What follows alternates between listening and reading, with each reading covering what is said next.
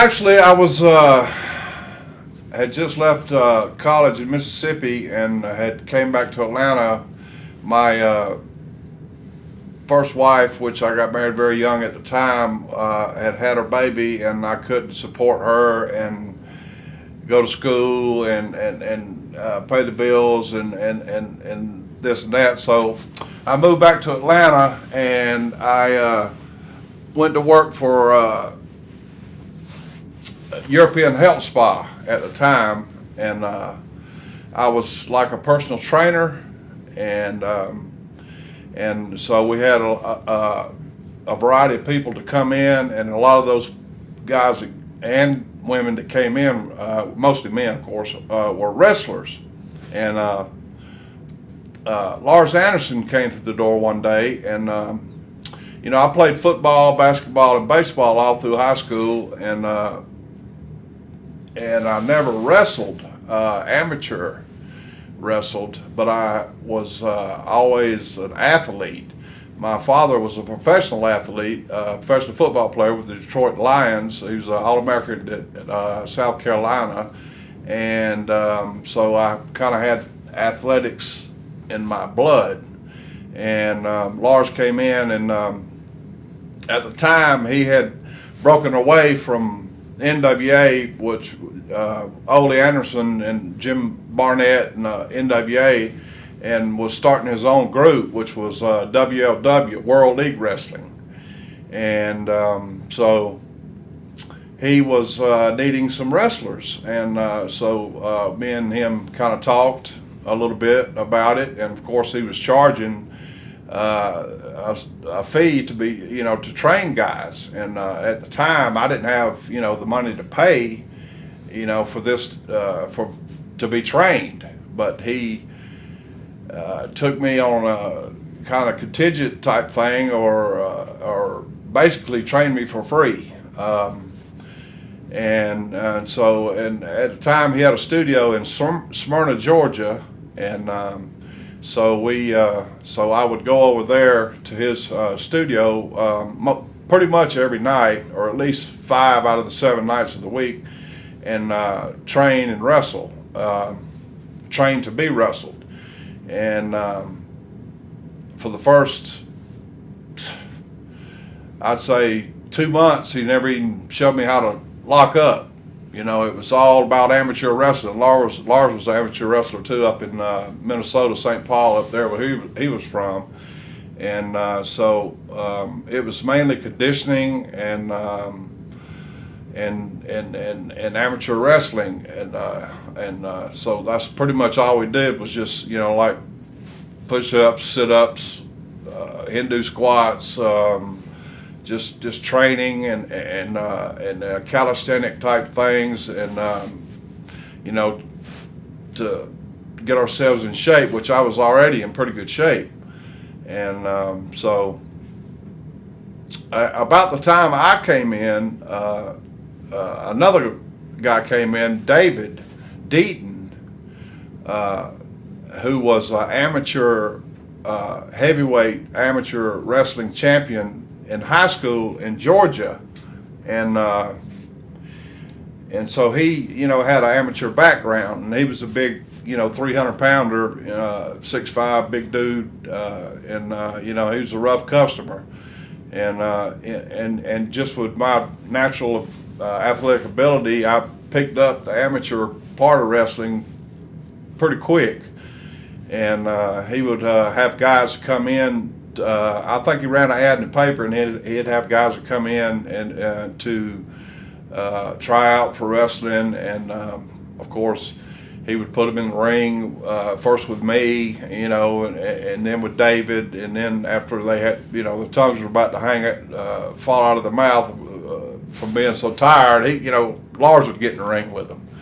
And so we were kind of, I wouldn't say I was his henchman, because I wasn't the best amateur wrestler. David was, and so like David would kind of take that position of being the one to kind of stretch the guys and see how much heart they had and see how much they wanted to truly be a professional wrestler. And after a couple of months, Lars, started actually teaching us the art of professional wrestling. And so he had a TV come in, and I think it was channel 69 at the time, out of Atlanta. And as a matter of fact, Jim Ross was one of his first wrestling announcers, and I think that was one of Jim's first times announcing wrestling. And he came in and did some of the announcing along with this other fella, and I can't seem to recall his name, but I do remember Jim coming in and helping us out. And so Lars's backer pulled out, and like I say, we had been with Lars for a good 10, 11 months, and had been loyal to him and been waiting on him to, get the TV established, get some towns going, and it just never happened. And so me and David, being Lars's World Tag Team Champions, we just had to branch out. So we called Ole over at the NWA, who was a booker at the time for Jim Barnett, and of course Lars was the innovator and initiator of the whole Anderson brother the whole Anderson brother thing concept. It was Lars and Gene to start with, and then they brought Ole in later, and for some reason Lars and Ole never really got along that well, for whatever reason, I don't know, but and so Lars was working for the NWA for Barnett and all this, and then he broke away and started his WLW, and we came in. But when we left Lars, we called over there, and Ole said, "Sure, come on down. We'll book you guys on TV and give you some matches." And so we naively went down, and he I think the first match that we wrestled on TBS was against Buzz Sawyer and Ricky Fields. I think Buzz was about 18 or 19 at the time, and he was quite a good amateur wrestler himself. Ricky Fields was so. I had a real hard time with Buzz, but Buzz couldn't handle David. And what Ole had told Buzz and Ricky before they went out there was not to give us nothing. Don't even give us a smile. Just to eat us up and kill us, because we were the so-called opposition, which really we weren't, because we weren't hurting their business at all. But Ole being Ole, told Buzz and Ricky to eat us up. So that's what they tried to do, and but it didn't work. And I still have that match on tape somewhere. As a matter of fact, I do have the tape. Gordon Soley was a commentator, and for some reason he called us the DeBrano brothers. He got that wrong. It was the Bruno brothers. But we had the match. We started out, and I tried some things, with Buzz, and of course he was blocking everything, and I was thinking, what's going on here? And everything I tried to do, he'd block, and then he'd try to shoot on me, and then and then after a few times of that, it clicked, what was going on, and David, was chomping at the bits for me to get over and tag him. So of course I finally got over to tag him, and he came in, and Buzz tried that stuff with him, and it, it just didn't work. I mean, David was, was just too much for Buzz to handle, and Ricky didn't have a chance. But we went ahead and got through the match and went on with the finish. I did did the job. But what did happen was we got respect from the vets in the back, because they saw that we could work. We were still green, but we could work a little bit, and we weren't going to let them eat us up, and we didn't let them eat us up, and so we got some respect from those guys back there, and Ole had something sarcastic to say after the match. I can't remember exactly what it was, but anyway, the next week we wrestled. We had a match against Bill Eadie, the Masked Superstar, and Ivan Koloff, and it was like night and day between from the week before, wrestling Ivan and Bill, the Masked Superstar. They really worked with us, and it was a much better match. It was more fluid, and it was just a world of difference from the week before.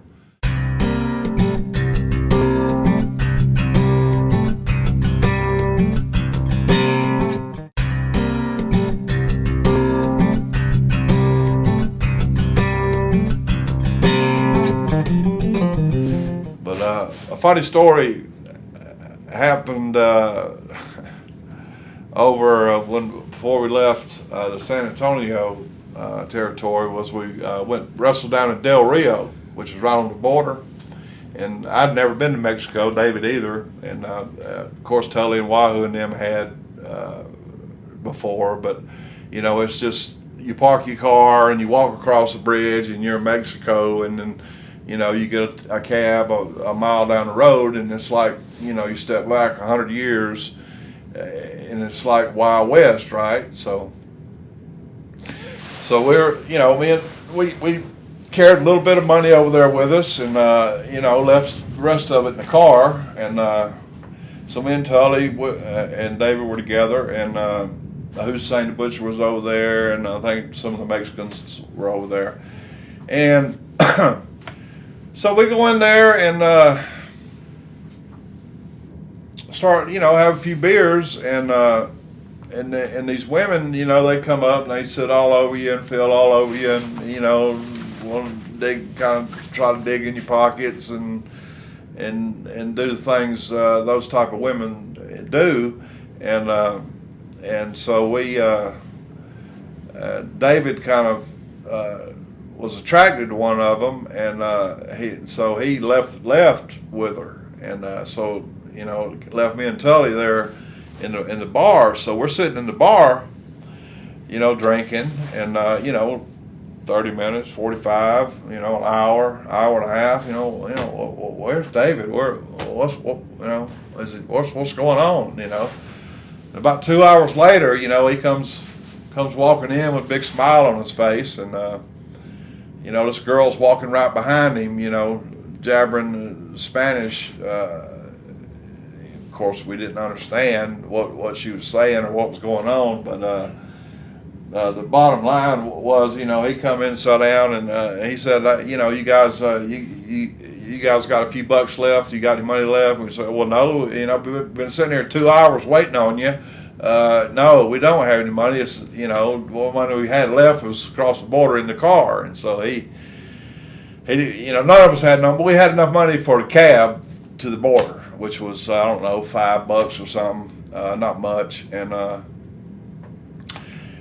and so we get up to leave. Well, I get looking around, and we're the only Americans in the bar, and there's some other Mexican girls and maybe 20 Mexican guys, and we're kind of things, you kind of feel tension, and this girl, she's standing right there by David, my money, I want my money. Of course, David took the girl, behind the bar to her shanty, or whatever you want to call it, to, she was a prostitute, right? So, and so the standard fee was like 30 minutes for, the standard thing. Of course, David did the round the world deal. He stayed with her an hour and a half, and so he ain't no telling what went on. But anyway, the girl wanted her money, and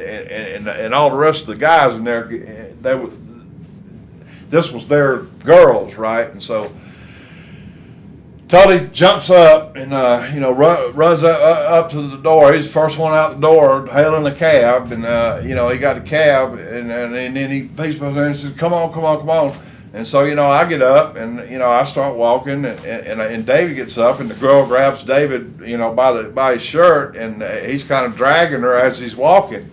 Finally gets right there to the door and takes her and slams her on the floor, and says, "Get the hell away from me," right? And somebody, run up and hit me in the back. I didn't do nothing. I was sitting in there drinking and having a good time, and what I do. I guess I just been with him. But anyway, so a fight ensued. And so Tully run around and jumped in the front seat of the cab. He was the first one. So me and David were left out there to fight about 15 Mexicans. I just knew we was fixing to get shot or stabbed. I couldn't believe these guys that were 5'5" or less, 110, 20, 30, 40 pounds were going to, head up fight us, even if there were so many of them. Yeah, but they did. And and we were fighting them off, just bang, bang, bang, and we were getting hit and hit. But finally, David made it around, got in the car, and he kind of snatched me in the window, and Tully told the cab driver to get to the border, and later on I named David Hoss, but so Hoss reached around and grabbed the cab driver's collar and said, "If you don't get us to the border, I'm going to break your neck. If you take her somewhere else besides, the border, I'm going to kill you." And so, the cab driver was scared, and so boom, he took us right to the border, and next he looked behind us, and the police lights and all this, they followed us straight to the border, and so they wouldn't let us cross the border. They wanted, what's going on, blah, blah, blah, blah. So what we had to do was me and Tully had to stay, or me and David had to stay in Mexico while Tully walked across there and got the money and brought it back and gave the 40 or 50 bucks, whatever it was, to the people, to the girl, so they'd be happy and let us out of there. And that was one of the really scary times I had with David, and there was many times. But he was one of a kind, and he had some of the greatest talent that I'd ever seen, and I can't believe that he wasn't, that a promoter didn't take him, and he could have been a Hulk Hogan. He could have been a really a top guy, because he had a gift of gab on the microphone. He had the look, he had the size, and it's a shame that he never got the big push that he deserved.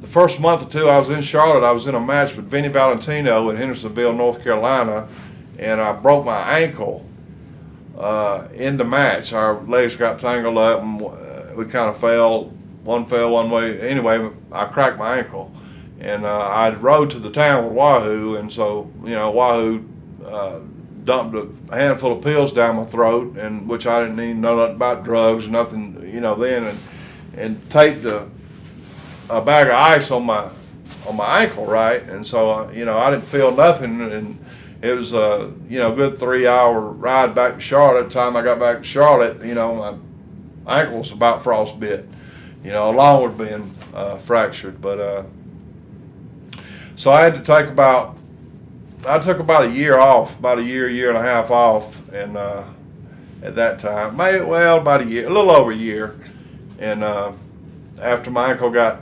semi-well, I took another job with a railroad company for a while, and then when I was ready to go back to wrestling, I called back up, and Dusty was booking. At the time, the first time I went in, it was a committee. It was like Dory, Dusty, Paul Jones. There was 5 or 6 of them on the booking committee, and so you know that's not going to work. Everybody's got different ideas they want to do, and so it didn't work very long. And so I called back up there, and Dusty brought me back in and used me as just Joel Deaton, the Outlaw Joel Deaton, because me and David kind of got him another job too, and he was kind of out of wrestling, and he wasn't used like he should have been used, and so he got disgruntled with the business, whereas I would do anything they wanted me to, and I was and I kept a job, and I worked hard. I took good bumps. I wasn't anybody's uncle. I wasn't anybody's cousin. I wasn't anybody's brother. I wasn't anybody's father. I wasn't anybody's nothing. I was just me. I didn't have the pleasure of being pushed and getting a push by guys that would come in and be kin to somebody, and because they were kin to somebody, they'd get a push, and that happened a lot. And from and I looked at it like a lot of times I would wrestle and I would think, well, I had better talent than the guys I would be wrestling, but of course they were who they were and I was who I was, but I was getting experience. I was working every night, and whether I was doing jobs at the time or not, I was still, I loved the business, and I wasn't going to give up, and I didn't give up. And so about 3 years they kept me in there, mostly doing jobs, and Joel Deaton, and then Dusty. They just couldn't keep me down. I mean, I was just, I don't know what it was. So they came up with a Thunderfoot gimmick, and they gave me J.J. Dillon as my manager, and I think it was me and J.J. and Buddy Landell at the time, and getting J.J. was a big. But Dusty called me in there and he says, "Oh yeah, man, I want to make you, the old Inferno." I didn't know who the hell the Infernos were. Who in the hell were the Infernos? I didn't. This was way back before what do they do? He's talking about loading his foot. I didn't know nothing about that. I mean, he didn't explain it to me. He didn't help me with it. He just says, just get you a built-up boot and load your boot up and kick them. And I'm thinking, well, tell me, explain to me how all this works and what to do. But nobody, they didn't. I thought of the name Thunder. They didn't give me the name. I thought of the name. They didn't help me with the uniforms. He said he wanted it to be real colorful and this and that and so I used all my money, which I wasn't making a lot of money at the time. I was making enough to live on and pay bills.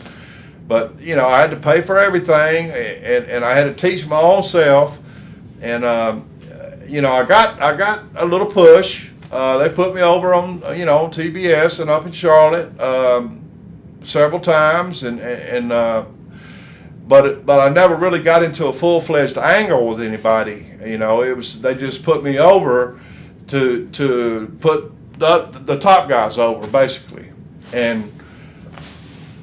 I guess I was, satisfied with that. I mean, I would have liked to have gotten a better push with Thunderfoot because it was really getting over, and I don't know where, if any, heat came in from where the heat came in from, because I never left any territory under bad conditions that I know of.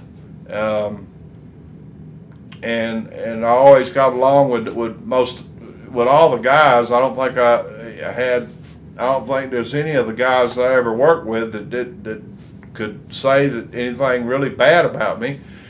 It was like in the middle of the Jim Crockett Memorial Tag Team Tournament that was going on at the time, and they had actually gave me Gene Ligon Thunderfoot too, who Gene was a great worker. Gene should have got a push too. They used him as a job guy for a long time, and Gene could work just as good as any of them, and so they made him Thunderfoot too, and so they had us in the tag team tournament. I think we won a couple of matches, and then we got eliminated. But I remember in Baltimore, Maryland, it was kind of like the blow off of it, and they had teams come in from all over that were in this tournament, and Giant Baba, who was the owner of All Japan Pro Wrestling, came in, and he brought in a guy with him, and his name was, I think it was Kakachi or something like that. I'm not positive what his name was, but I mean, there were some great teams. During that time, and there wasn't a better time in wrestling to me in the United States as 84, 5, 6, and 7, and in Jim Crockett promotion territory, the NWA. There was just so much talent, and that's why I can understand they used me mostly in the middle, and then underneath sometimes, but mostly in the middle as Thunderfoot. They just had so much talent. They didn't have time to really put me in an angle. They had so much going on that and everybody was pretty darn good. I mean, there were some that wasn't, in my opinion, in a position that they had been put in. Their talent did not justify the position. Exactly. But what did put them in that spot, you would guess? What's that? Would you think it was because of the bodies and the push on television, or what was? Well, just guys come in there that were like I say, just kin. Sam Houston was a good worker, but he didn't deserve the push he got. Not Barry Windham, but Kendall Windham was a good worker, but he didn't deserve the push he got.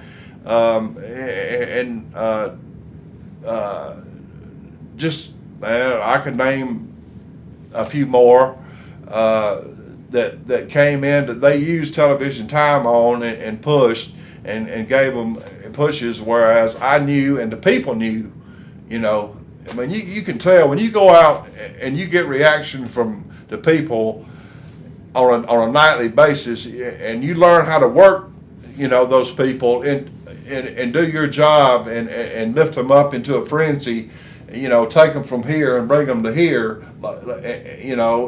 like you're supposed to, like it's supposed to be done. Then I considered myself a fairly good judge of talent, and not being selfish or trying to say just because it was me. I mean, if they were better than me, I'm the first to say it. You alluded a little while ago to people in the Carolinas in particular, their talent not necessarily matching the spot that they were given on the card, in your opinion. In a lot of these interviews, an opinion that has come up a lot is that Charlotte in particular and Crockett in particular was very political and had a lot of cliques. Do you agree with that opinion? I do agree with it, but you can only keep a talented. I don't care if it's football, baseball, basketball, soccer, tennis, what. You can't keep them down for so long. If they rise, if they shine, you've got to do with them, and that's what happened with me and Thunderfoot. And as I was said before, there was so much talent at the time in Charlotte that there wasn't enough room for them. So what did they do? They sent us to Kansas City, out there with Bob Geigel and Bill Brown. who was the so-called booker. And they didn't like us being out there. They didn't try to draw no money with us. I think me and Gene, Thunderfoot 1 and 2, wrestled Todd Champion and Dave Peterson like 10 weeks in a row in Kansas City. And they were just matches. I mean, they never built up to nothing. I mean, and all the trips were 5, 6, 7, 800 miles. And, it was no money. And they weren't trying to draw money. It wasn't just we were bad. I believe that we could have, with the talent we had out there, we could have drawn money. But I don't think they wanted to draw money. I think they wanted it to fail for whatever reason. I'm not positively sure. What would your opinion be as to why they wanted to do Well, I don't think they like Crockett having the final word over what was going on out there. I think they wanted to run their own territory, and I think because Crockett might have put a little money into their territory out there, that they went along with taking some of the guys from Charlotte and using them out there. But once again, they didn't do anything to try to draw any money with us, and that was a shame because we all worked hard out there. We all, starved.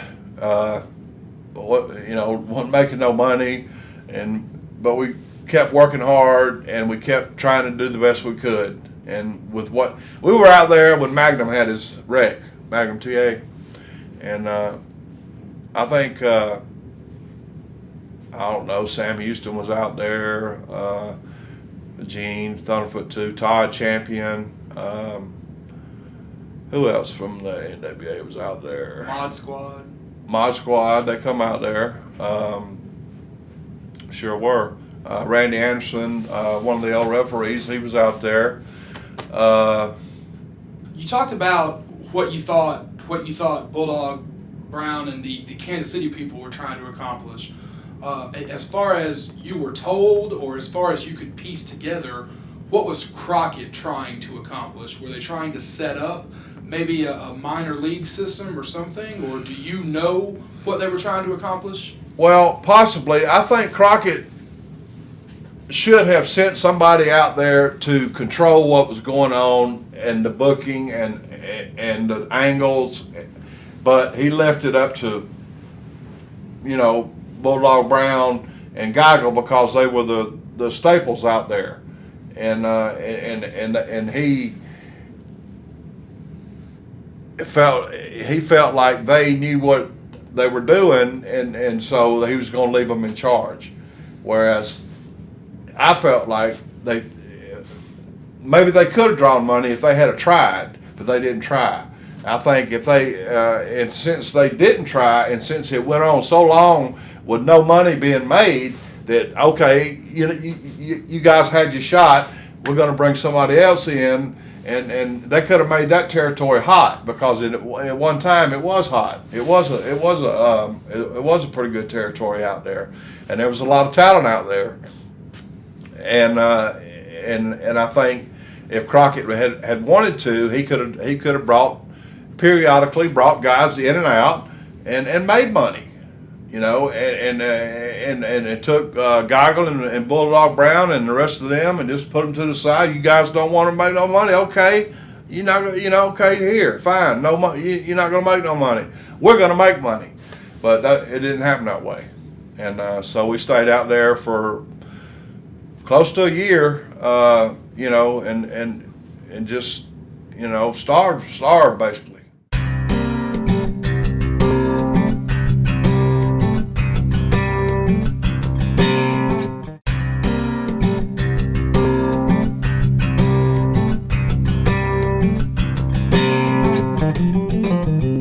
I worked the Thunderfoot gimmick for a couple of years there, and then on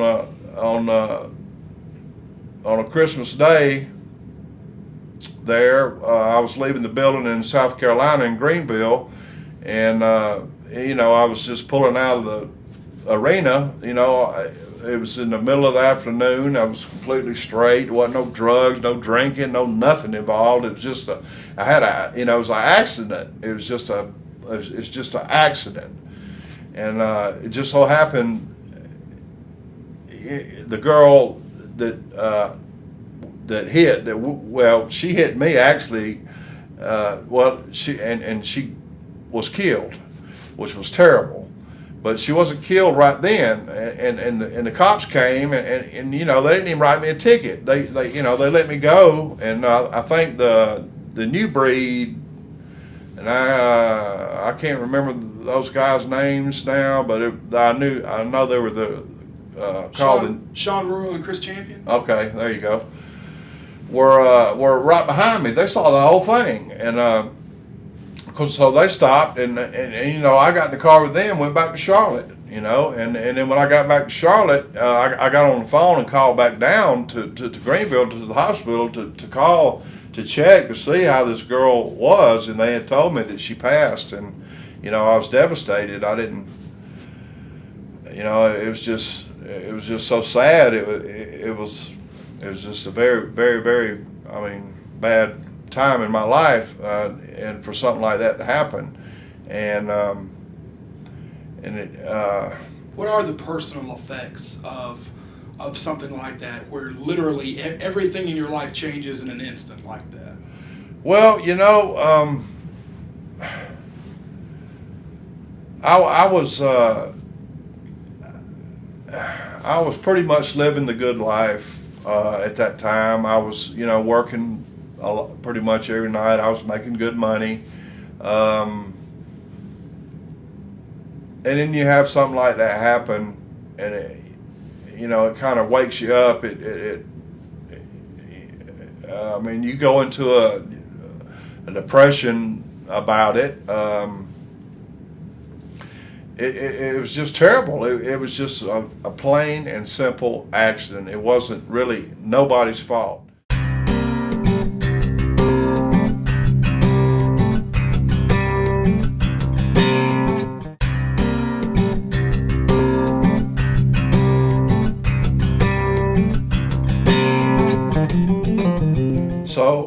So as far as the office calling me in and saying, look, this, they didn't say nothing. They didn't say nothing like that. My bookings began to slow. But when we had that Baltimore tag tournament, and I met Shoshi Baba, Giant Baba, who was it introduced me to him? Nelson Royal introduced me to him because he had worked for him before, and Baba said, sure, I would book you. This was in like January, and I think they were booked up until like August because they booked up so much. So he said, sure, how does August sound? And I said, well, that'd be great, and he said, well, how much you want? And so I threw a number out there, and he said, sure, no problem, and I said, fine, and so I went out there. I think Gene Ligon was booked on that tour. Nelson Royal, I think Jerry Oates was on that tour. Another guy named Greg Brown, black guy from Columbus. Stan Hansen. I'm not sure if Abdullah was on that tour or not. But anyway, we went. So basically started from January to August, getting maybe 1 or 2 bookings a week. Right? They never actually said you're fired. Mm-hmm. So, but they were telling me in no uncertain terms, but because they weren't booking me, and so I just bided my time till I got that first Japan trip. And but Baba told me, he said, when you come out here, no mask, no uniform or nothing, just tights. And I said, great, because I liked it that way anyway. I never liked the mask, wearing the mask and having to do that. But I did, because that's what the office wanted. And so when I went out to Japan, it was the best thing that ever happened to me. It was brutally hard. It was brutally tough. It was physically demanding. It was, it was just different than anything, that I had ever experienced over here in Japan. I mean, over here in the United States, and but I was always used to taking bumps and working hard, so I didn't mind that. I just had to take more bumps, and I had to work harder.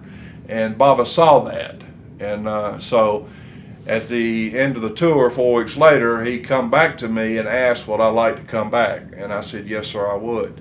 And he gave me, I think 3 months later, I was back. I think I got something like 10 weeks the first year, like 14 or 15 weeks the second year, and I think I topped out at about 22 weeks a year. They only ran like 26 weeks a year, so I was getting like 4 or 5 tours, a year, and but and then when they brought me out there, like on that first tour, my main partner for most of the time was Stan Hansen. I mean, who else you want to be partners with? Would you rather want to be his partner, or would you want to wrestle against him? I want to be his partner. Because if Stan didn't think he was fighting hard enough or doing enough, like if they had you in a hole or something out there, he'd come out there and stomp you, his own partner. Get up and fight. That's the way Stan was. He was the greatest and most convincing wrestler, outside of Terry. Well, Stan, Terry Gordy, I mean, they're so close. I mean, Terry Gordy was the greatest natural gifted wrestler that I ever knew, and he was a very, very good friend of mine. Stan was just a brute. He was just they call him the unsinkable battleship, and that's what he was. He was just awesome. And and he would fire you up to fight more, and then that's the way the Japs liked it, because if they over there they grow up on judo, karate, sumo, all these contact sports, and so when they come to see pro wrestling, they want to see some contact, and if you don't give them none, they're going to sit on their hands. And so a lot of the top stars from over here that went over there and fell on their face was because they worked like they worked over here, right? They didn't go over there and put forth the effort it took to keep a job and to get over there. Me, I was always an underdog. I wasn't never a big muscle man or a big badass or nothing like that, but I worked hard, I took good bumps, and the people got behind me. For some reason, they liked me, they got behind me, and they were with me, whether I wrestled a Japanese wrestler or an American wrestler. There really wasn't no such thing as a heel or a baby face. Now it kind of is a little more, but back then, they just wanted to see a good fight. They didn't give a damn if you won or lost. They'd cheer the loser more than they would the winner most of the time. It was, they appreciated the effort, and I tried to give it to them, and that's what kept me a job for so long with Baba. Baba told me, he said, Joe, you can come and wrestle for my company anytime. Anytime you want to, you're free to come. And with him, it was a word, handshake type deal. You can ask anybody that's ever worked for him. He was one of the greatest promoters there were. I mean, when he told you something, you could believe it. And there were so many American guys that come over there and wouldn't get no response, wouldn't get no reaction, and me being over here, doing jobs for most of my career over here, would be getting all the cheers and all the ribbons thrown and all the what reaction you got. I was getting it. The Japanese wanted to wrestle me. They had a baseball game over there. I was the only American it was in the Tokyo Dome. There's 40,000 people. It was a movie star team, a comedian team, some kind of variety show team, and Baba had a wrestling team. They had a band, cheerleaders, and all kind of stuff, you know, and you know, it put me out on the mound pitching because I looked like one of the American or Gaijins, that was what they call them, Americans over there, on one of their pro baseball teams, and they were going to try and trick them and all. But of course, I played a little baseball anyway. But so they had me. You know, I was the only American in the whole. I mean, there were 43,000 people in the Tokyo Dome. It holds like 60, but it was almost, you know, pretty close to full.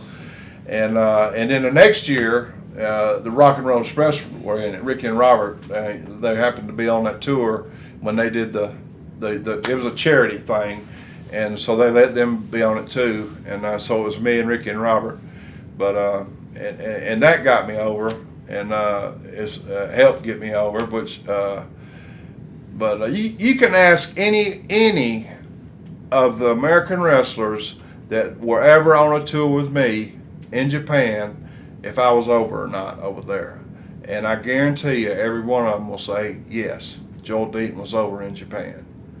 And to be able to say that, you know, it really means something, because any American that's made more than one trip over there knows how hard it is to get over there.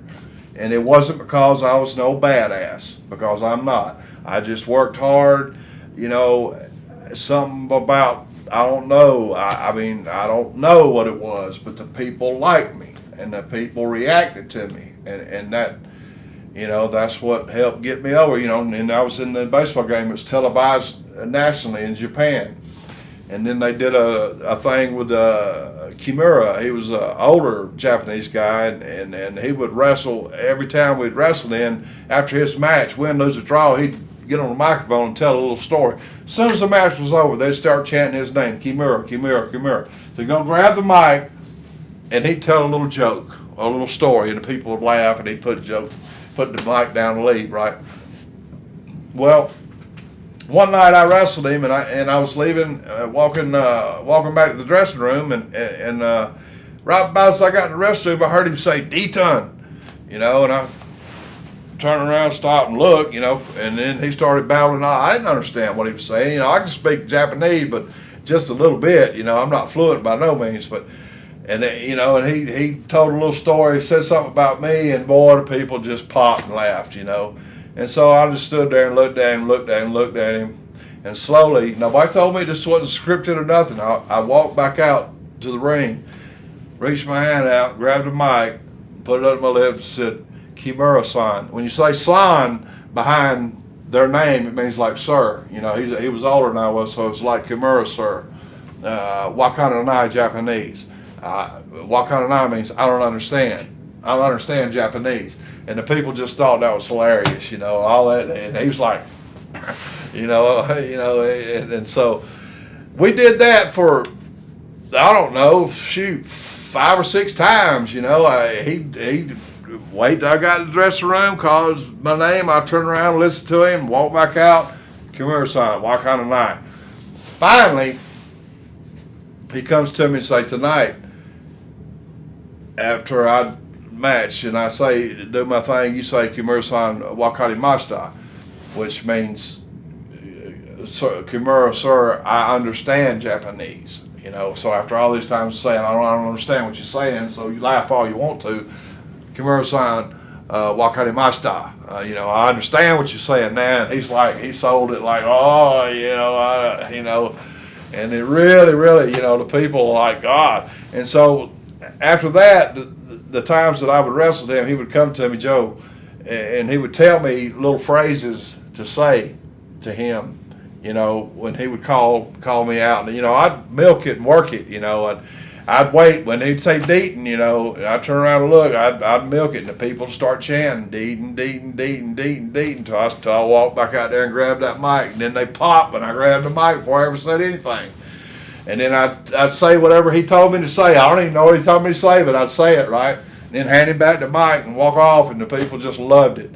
And they even did a thing where they were on TV. They would they showed me walking back to the ring, grabbing the mic, and Kimura, they had said something to me, and they had did Deaton respond this, B this, C this, or D this? They had these answers, what I responded to, and whoever wrote in and guessed the right one would win, free tickets or boombox or some kind of something like that, and it really got over, and of course Kimura-san, he had been in his 50s then, so he was light as a feather. Everybody loved working with him. He was tough in his day, but he was getting a little older then, and and plus it was an easy match for me. So I loved it. Instead of killing myself with Kobashi and Kawada and those guys, it was like a night off with him. But and that helped me a lot. And so to be basically nobody in the wrestling world, and to have had no connection in any kind of way to the wrestling world, as far as being any kind of kin to anybody,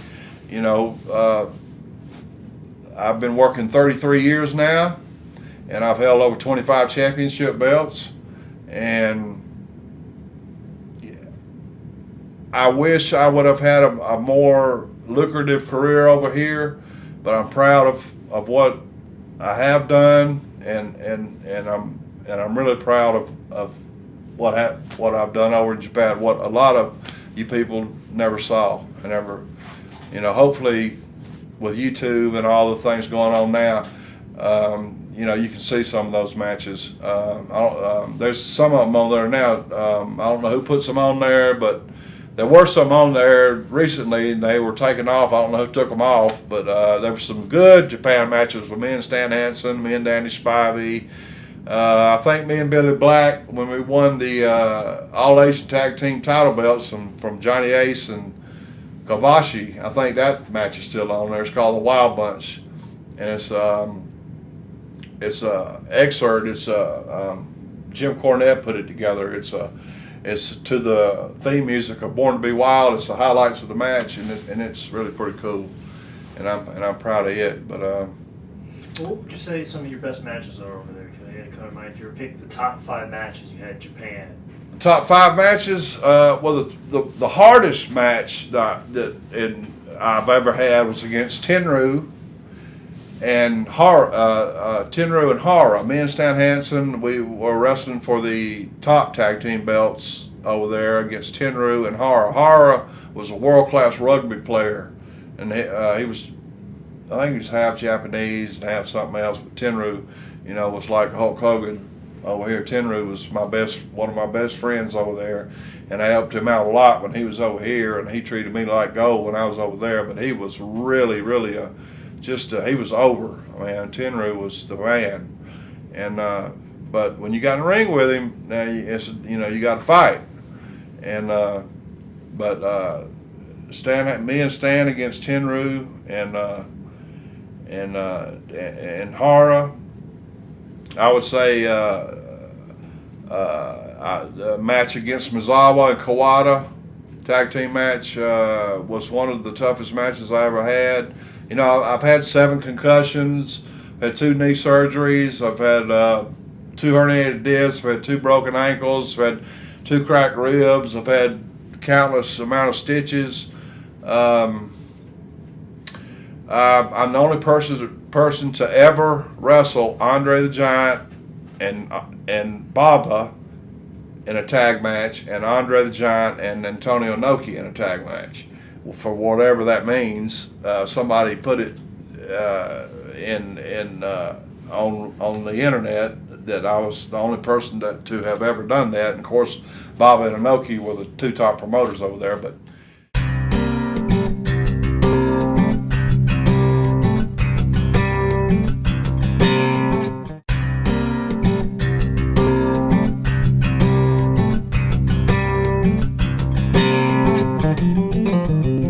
Best rib? Best rib.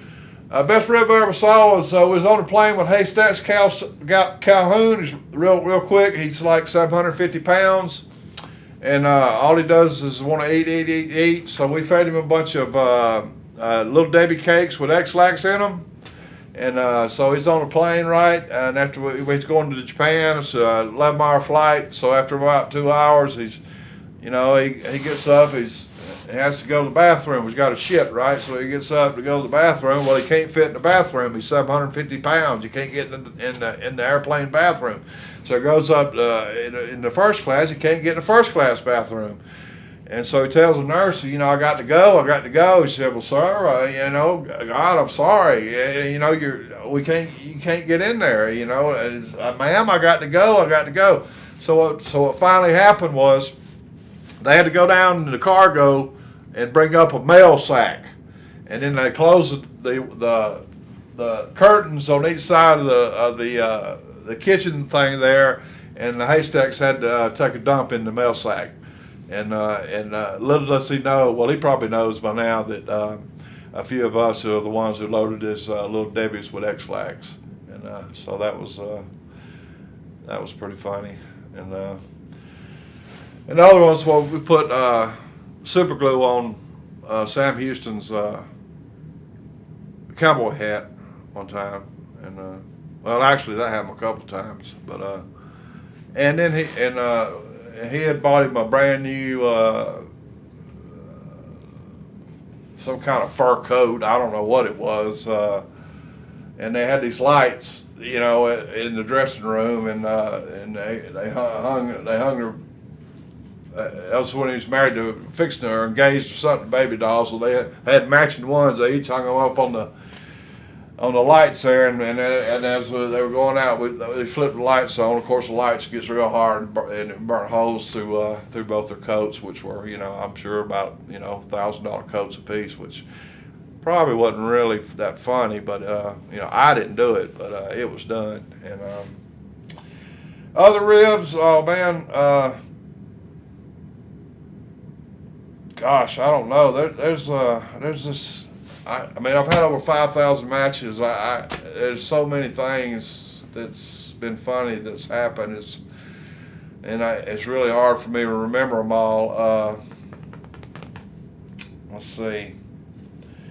I think somebody stole up in Greensboro Flair's Rolex watch from him one time, and he went into a big rant and rave about that, and before he found out that it was, I think Steamboat or somebody had got it and was hiding it from him, and he thought one of the boys, or somebody had come in there and stole it or whatever, but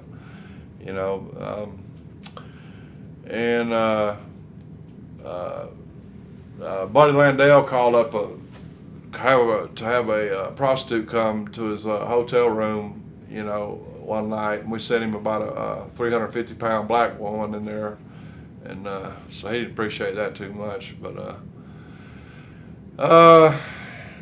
it goes on and on and on.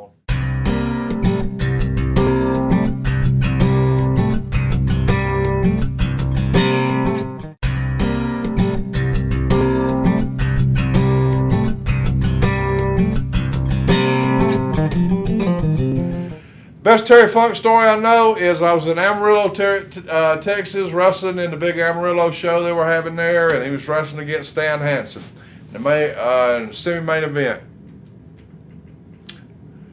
And so here they go, they're fighting, boom, boom, boom. You know how Stan is, you know how Terry is. They're both wild and crazy. They fight out outside the ring. They go outside the building. The people follow them outside the building. No, wait a minute. Terry had already fought. This is Stan Hansen and Dory was fighting. So outside they go, and they're fighting out, and they go around the building, and all of a sudden they're fighting back and forth, and they look back, and there's no more people. And so they hitch back, and they walk, and they look back, and they look around the corner, and all the people are gathered around this car. And Terry Funk's got some girl in there in the car banging her, right? So they forget all about Dory and Stan's match, and they're all sitting there watching Terry bang this girl, right? And it was pretty funny.